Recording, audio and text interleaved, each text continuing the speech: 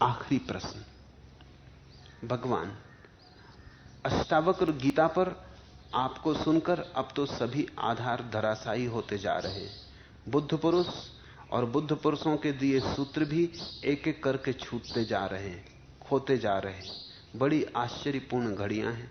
अहोभाव, प्रणाम। नरेंद्र ने पूछा है। एक तो यह प्रश्न है नहीं, इसलिए जैसा प्रश्न वैसा उत्तर। यह रहा उत्तर। हो आई देह दहरी सुरभीली, ये स्यात कंत आने के लक्षण है। उभरी दर्पण पर रेखा सिंदूरी, नूपुर के स्वर बिखरे दालानों में। हो गई देह कस्तूरी कस्तूरी, हो आई जूड़े की अलकें ढीली, यह विरह अंत आने के लक्षण है। आंगन की धूप हो गई सोनीली, ये तो वसंत आने के लक्षण है।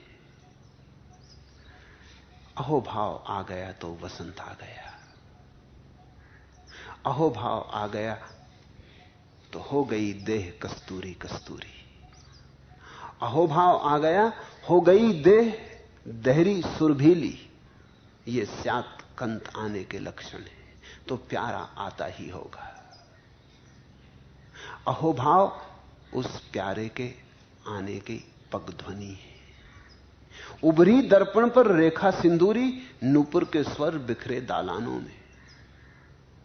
अहोभाव उसके नूपुर, अहोभाव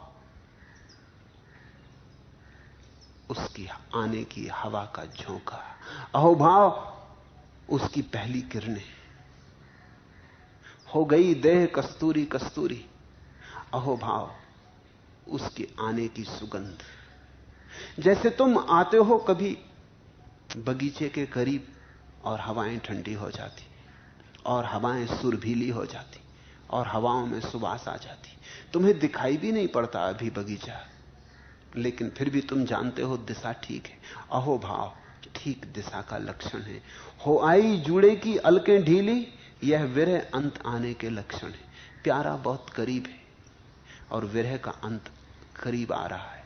आंगन की धूप हो गई सोनेली, ये तो वसंत आने के लक्षण है।